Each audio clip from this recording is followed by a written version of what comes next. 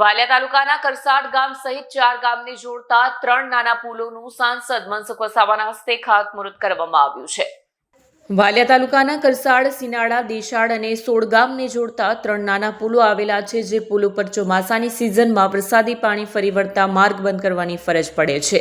ત્યારે આ ત્રણેય પુલો 12 કરોડના ખર્ચે બનવા જઈ રહ્યા છે, જે કામોનું આજરોજ કરસાડ ગામ ખાતે સાંસદ મનસુખ વસાવા, પૂર્વ તાલુકા પંચાયત પ્રમુખ સેવંતુ વસાવા, ઝઘડિયા ભાજપના આગેવાન દિનેશ ઉર્ફે ટીનાભાઈ વસાવા, મહામંત્રી બળવંત વસાવાના હસ્તે ખાતમુહૂર્ત કરવામાં આવ્યું હતું। કાર્યક્રમમાં જિલ્લા ભાજપ પ્રમુખ પ્રકાશ મોદી, ગામના સરપંચ અને ડેપ્યુટી સરપંચ, વિવિધ ગામોના સરપંચો સહિત મોટી સંખ્યામાં ગ્રામજનો ઉપસ્થિત રહ્યા હતા।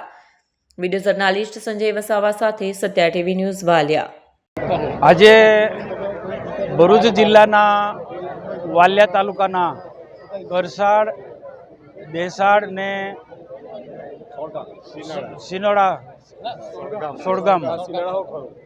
સોડગામ આ બધા ગામોને સ્પર્શતા 3 એવા નાના બ્રિજોનો ખાતમુહૂર્ત 3નો થઈને 11-12 કરોડના ખર્ચે આ પુલો બનવાના છે, એનું ખાતમુહૂર્ત કરવામાં આવ્યું।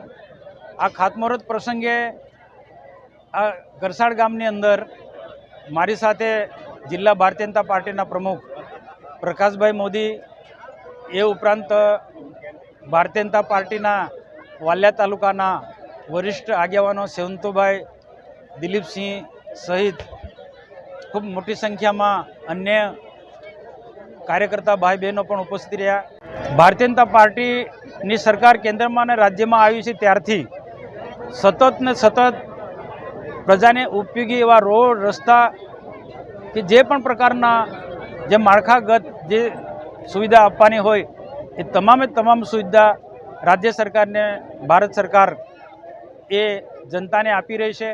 વાલિયા તાલુકો, નેત્રંગ તાલુકો અને ઝઘડિયા તાલુકો આ 3 તાલુકાઓ જે વર્ષોથી આ સરકારની યોજનાનો લાભ નહોતો મળતો, પરંતુ ભાજપ સરકારમાં અહીંયા તાલુકા પંચાયત, જિલ્લા પંચાયત, ધારાસભ્ય, સંસદ સભ્યો અને સરકાર ગુજરાતમાં ભાજપની હોવાના કારણે રોડ, રસ્તા, બ્રિજના ઘણા બધા કામો મંજૂર થયા છે ને એના કામો પણ ચાલુ થઈ ગયા છે। પણ હું અપેક્ષા એટલી જ રાખું છું કે ભારતીય જનતા પાર્ટીની સરકાર પારદર્શક વહીવટ માને છે। દેશના પ્રધાનમંત્રી નરેન્દ્રભાઈ મોદી સાહેબ પારદર્શક પર ભાર મૂકે છે। ભૂપેન્દ્રભાઈ પટેલ સાહેબ મુખ્યમંત્રી એ પણ પારદર્શક વહીવટની ફરજ છે કે એને ફોલો કરવું પડે। ત્યાં ઘણા બધા રોડ, રસ્તાના કામો, પુલોના કામો ચાલે છે, એમાં ગુણવત્તાવાળા રોડ રસ્તા બને, એમાં કોઈ પ્રકારની કટકી ના હોવી જોઈએ। જે મટીરિયલ છે એ પણ કોરીમાંથી જે વપરાતો હોય એ પણ પાકા પથ્થર, સરકારની ગાઈડલાઈન મુજબ પાકા પથ્થરની કપચી કે મેટલ હોવું જોઈએ અને વર્ષો સુધી 5-7-8 વર્ષ સુધી ટકે એવો રસ્તો બનવો જોઈએ, એવી રીતે સરકારની અપેક્ષા છે। અને ક્યાંક નબળું હોય તો એને મેં વિઝિટ લઈએ છીએ અને એનું ધ્યાન દોરે છે। તો આવનારા દિવસોની અંદર આ વિસ્તારની અંદર 2047માં જ્યારે દેશ વિકસિત થવાનો છે અને વિકસિત ભારત દેશના પ્રધાનમંત્રી નરેન્દ્રભાઈ મોદી બનવાના છે ને એના માટે અલગ અલગ યોજના લઈને ચાલે છે, તો વિકસિત ભારત બનવાનો જ છે। તો એમાં ભરૂચ જિલ્લાનો વાલિયા તાલુકો, નેત્રંગ તાલુકો, ઝઘડિયા તાલુકો કે કોઈ પણ તાલુકો પાછળ ના રહી જાય એના માટે અમારા બધાની જવાબદારી છે કે વિકાસના કાર્યમાં આપણે બધા સૌ જોડાઈએ અને મને આ કાર્યક્રમ ખૂબ સફળ રહ્યો અને આવનારા દિવસોમાં આ 3 તાલુકા અધિકારી વર્ગનો પણ સહયોગ મળશે એવી અપેક્ષા રાખું છું।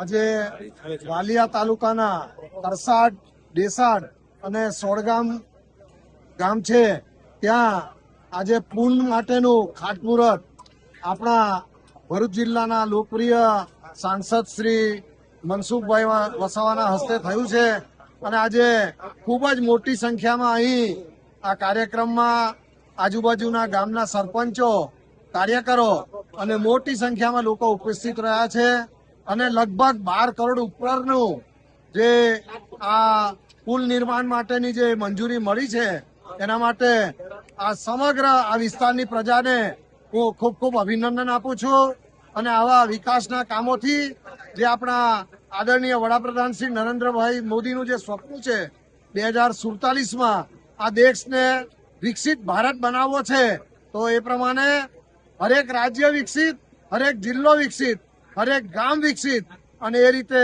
આપણા વાલિયા તાલુકાનો પણ વિકાસ થવા જઈ રહ્યો છે। ત્યારે સૌને ખૂબ અભિનંદન।